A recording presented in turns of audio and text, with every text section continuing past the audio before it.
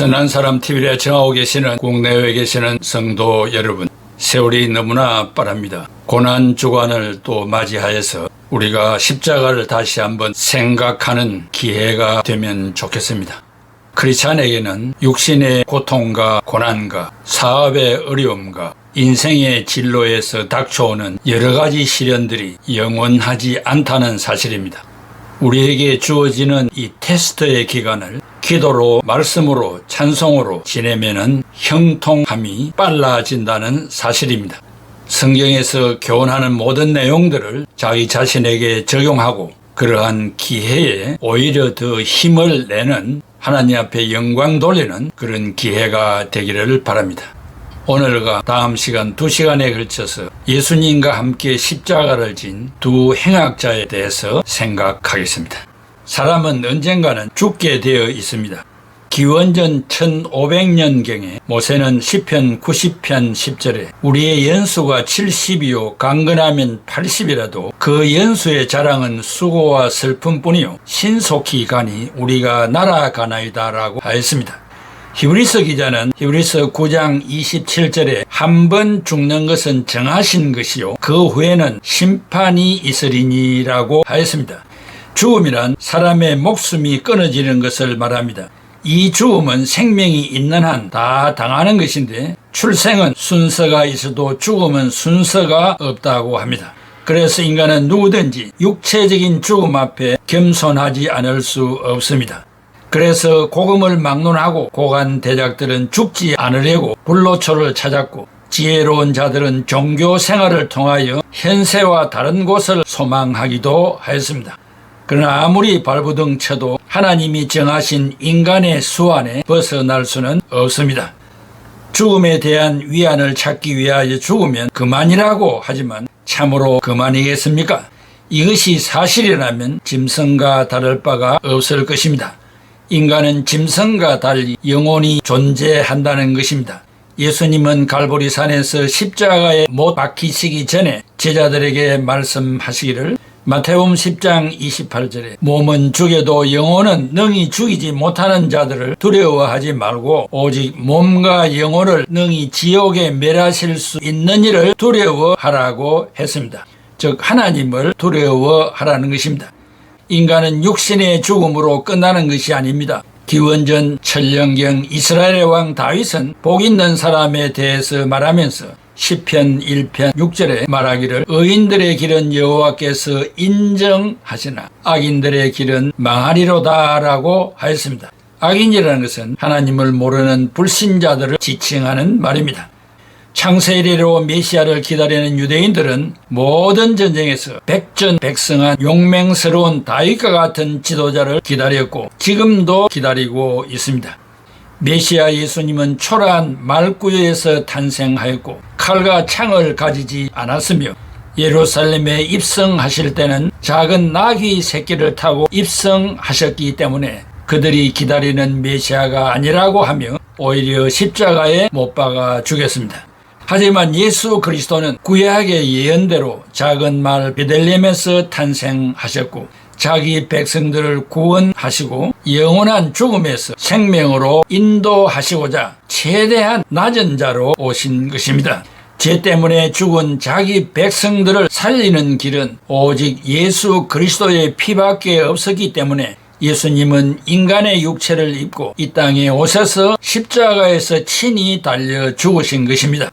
그래서 예수님은 인간 생명의 귀중함에 대해서 마태복음 16장 26절에 사람이 만일 온 천하를 얻고도 제 목숨을 잃으면 무엇이 유익하리요? 사람이 무엇을 주고 제 목숨과 바꾸겠느냐 하셨습니다. 그리고 요한복음 6장 63절에 살리는 것은 영이니 육은 무익하니라 내가 너희에게 이른 말은 영이요 생명이라고 하셨습니다. 예수님 자신이 죄인된 인간의 몸과 영혼을 능히 지옥에서 건지시고 영원한 생명의 나라로 이끌어주시는 구주이심을 말씀하셨습니다. 이런 측면에서 골고다에 세워진 예수님의 십자가 양쪽에 달린 2명 중 1명의 강도가 구원을 받게 하신 기적적이고 역사적인 생명 구원의 현장을 말씀을 통해 실감하게 됩니다. 선택된 영적인 사람의 생명은 이 생명이 발생한 이후에도 하나님과의 교제에서 한순간도 분리될 수 없으며 동일하게 엄격하고 특별한 의미에서 이 생명은 하나님에게서 비롯되고 또한 하나님을 통하여 하나님께로 돌아가는 것입니다. 해골이라 불리는 골고다에 3개의 십자가가 세워졌습니다. 중앙에는 예수님의 십자가가 세워졌고 좌우에 행악자 2명이 십자가에 매달렸습니다. 여기 행악자는 헬란말로 카쿨고스, 크리미널스, 죄수를 말합니다. 마테와 마가는 강도들 헬란말로 레스테스, 라버스라 했고 누가는 행악자라고 했는데 한 사람은 다이스마스이고 다른 한 사람은 가이스마스인데 이들은 친척이라고 전해집니다. 두 행악자는 이름이 비슷합니다. 공모하여 범죄하다가 체포되었을 것입니다. 함께 재판을 받았고 같이 사형 선고를 받았고 함께 골고다 언덕에 올라 예수님의 십자가 좌우편에 달렸습니다.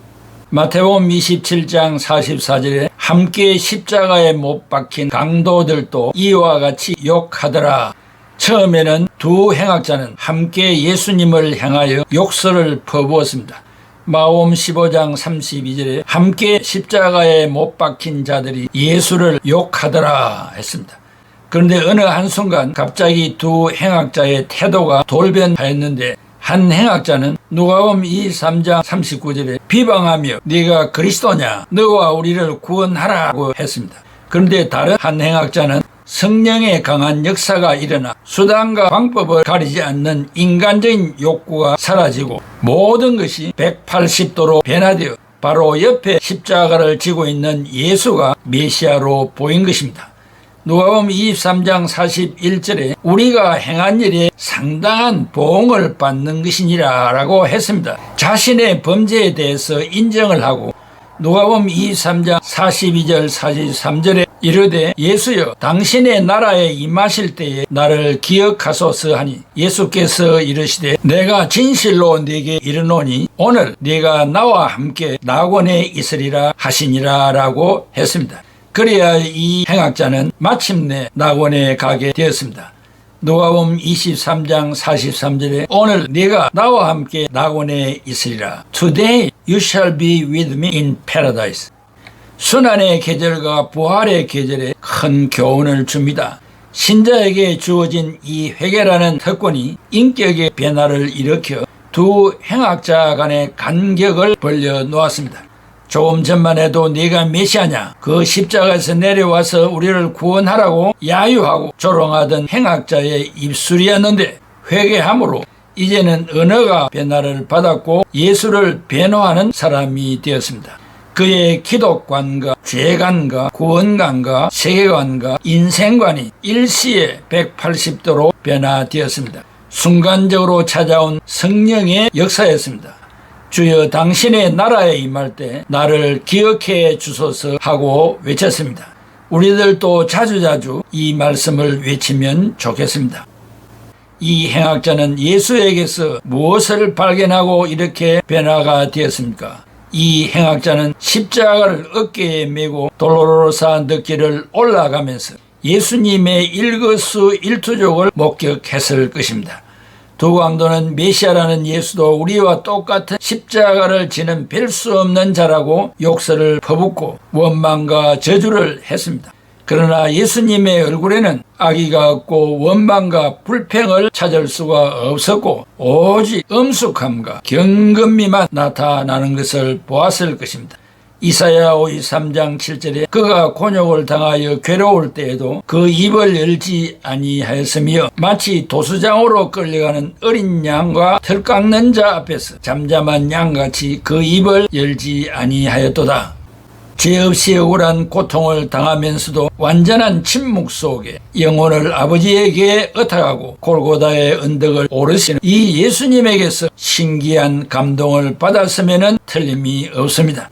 예수님에게 흐느끼며 따르는 여자들에게 누가복음 23장 28절에 예루살렘의 딸들아 나를 위하여 울지 말고 너희와 너희 자녀를 위하여 울라라고 하셨습니다.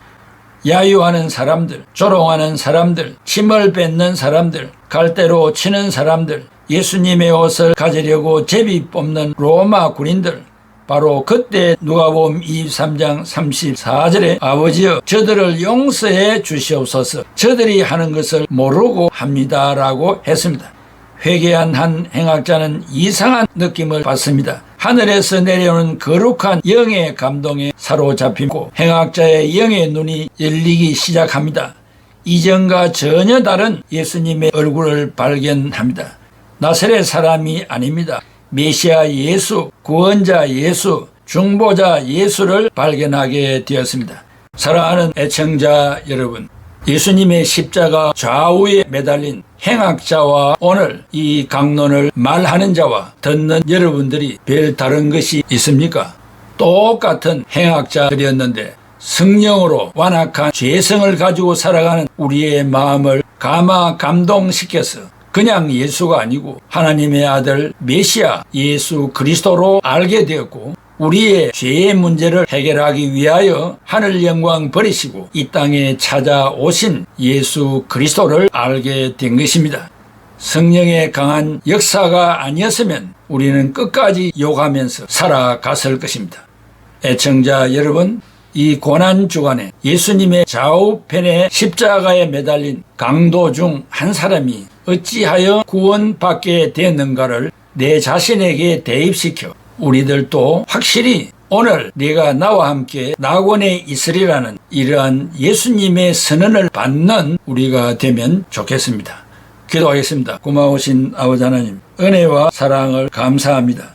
이 행악자들을 향하여 손가락질하기 전에 내 자신을 향하여 먼저 손가락질하게 하시고 별 수 없는 죄성으로 태어난 이 인간들, 이기주의로 살아가는 이 인간들, 천년 말년 이 땅에서 살 것 같이 생각하는 인간들, 한순간에 성령이 역사할 때 변화되어서 세상의 모든 욕구를 내려놓고 양손 들고 주님의 이름을 부르게 되며 주여 주의 나라에 임할 때에 나를 기억해 달라고 하는 이러한 구원의 호소를 하게 될 줄로 믿습니다.